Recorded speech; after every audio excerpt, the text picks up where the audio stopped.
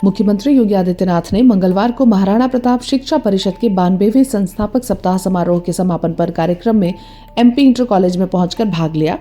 इस अवसर पर मुख्यमंत्री योगी आदित्यनाथ ने छात्र और छात्राओं को संबोधित करते हुए कहा कि काल चक्र किसी की परवाह नहीं करता है, उसका प्रवाह निरंतर चलता रहता है। इसलिए हमें खुद को समय की धारा के अनुरूप तैयार करना होगा। समय के अनुरूप सोचने और चलने की आदत डालनी होगी। समय के अनुरूप खुद को तैयार न कर पाने वाले पिछड़कर पिछलग्गू हो जाते हैं। मुख्यमंत्री योगी आदित्यनाथ मंगलवार को महाराणा प्रताप शिक्षा परिषद के 92वें संस्थापक सप्ताह समारोह के समापन पर आयोजित कार्यक्रम की अध्यक्षता कर रहे थे। इस अवसर पर मुख्य अतिथि नोबेल पुरस्कार विजेता कैलाश सत्यार्थी का स्वागत करते हुए मुख्यमंत्री ने कहा कि आज आवश्यकता है कि हम समय के अनुरूप समाज के प्रत्येक तबके को जोड़ते हुए टीम भावना के साथ समाज और देश हित के कार्यक्रमों को आगे बढ़ाएं। जब सामूहिकता की भावना और टीम वर्क से प्रयास किए जाएंगे तो परिणाम भी उसी के अनुरूप सार्थक आएंगे।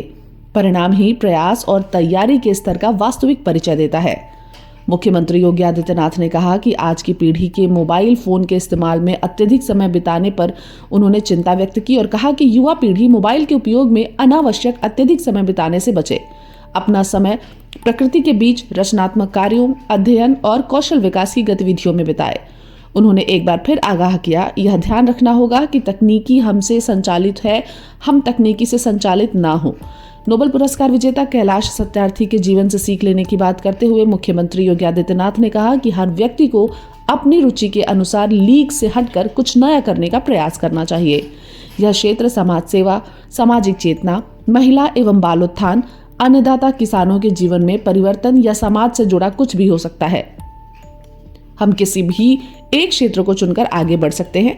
उन्होंने कहा कि अपने क्षेत्र में रुचि के अनुसार ईमानदारी और कठिन परिश्रम से कार्य करेंगे तो परिणाम अवश्य आएगा।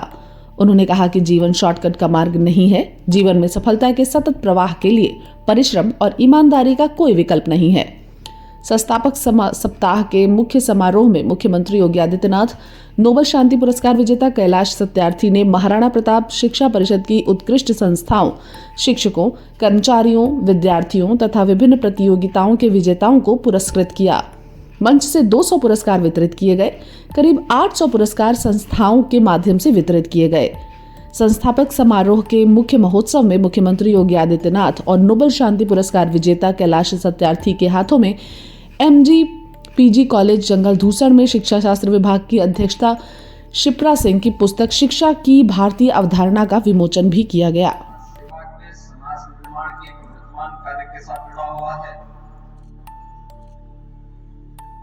कोई धार्मिक और सामाजिक चेतना के माध्यम से सदाचार और नैतिक मूल्यों के प्रति समाज को आग्रही बनाने के लिए अपना पूरा जीवन लगाया हुआ है।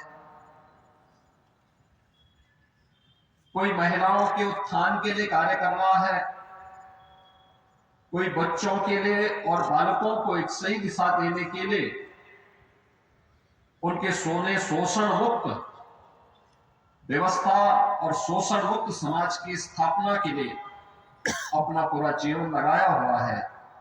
कोई अन्नदाता किसानों के जीवन में परिवर्तन करने के लिए लगा हुआ है और कहीं ना कहीं जीवन के किसी एक क्षेत्र को चुनकर के व्यक्ति अपनी रुचि और अपने अनुरूप भी कोई एक क्षेत्र चुनकर के उस लक्ष्य को प्राप्त करने की दिशा में आगे बढ़ सकता है। दो तीन बातें मैं कहना चाहता हूं।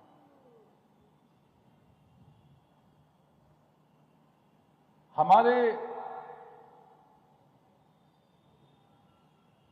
विकास की अवधारणा में, अभी शिक्षा की अवधारणा पर यहां पुस्तक आई, विकास की अवधारणा में बहुत बड़ी समग्रता का बोध है जो हमको पश्चिमी अवधारणा से अलग करता है। हमारे यहां वैयक्तिक विकास,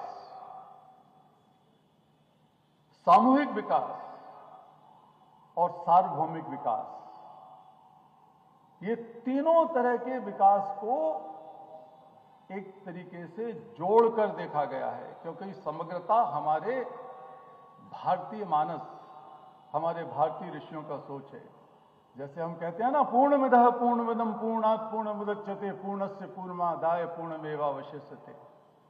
हम खंड खंड में, टुकड़ों टुकड़ों में चीजों को नहीं देखते, समग्रता के साथ देखते हैं, और ये विकास को भी हम समग्रता के साथ देखते हैं। इसलिए शिक्षा, कौशल, अनुभव और हमारे जीवन के जितने भी संघर्ष हैं, अगर वो सिर्फ हमारे वैयक्तिक विकास के लिए हैं, जरूरी भी है वो, हमारे स्वास्थ्य का विकास हो, हमारी संपन्नता का विकास हो, लेकिन केवल अपने आप तक अगर वो विकास सीमित है और हमारे पड़ोसी, हमारे समाज, हमारी सामूहिकता की नजर से हम उस विकास को आगे नहीं बढ़ाते, उस परिधि को, तो वो विकास अधूरा है, बहुत स्वार्थमय है, और अंत में जो हालत आज दुनिया की हो रही है, टुकड़ों टुकड़ों में बटी हुई दुनिया की, वो वैसी हो जाएगी अगर हम इतने व्यक्तिवादी हो गए तो। कभार पशुशाला को भी प्रभावित कर देता है। तो ऐसे के पे प्रति पशुपालकों को भी लोग जागरूक करें कि वो इस तरह का आग ना जलाएं, अगर जलाएं तो फिर उसको बुझा दें, कायदे से बुझा दें, जिससे कि अग्निकांड की कोई घटना ना होने पाए।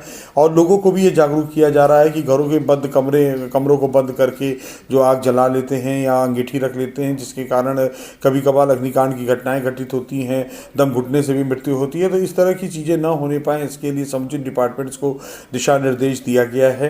और साथ ही साथ स्कूल्स में भी अवेयरनेस प्रोग्राम चलाने के लिए भी सभी डिपार्टमेंट्स को अलर्ट किया गया है, बीएसए ऑफिस और डीआईओएस ऑफिस को भी।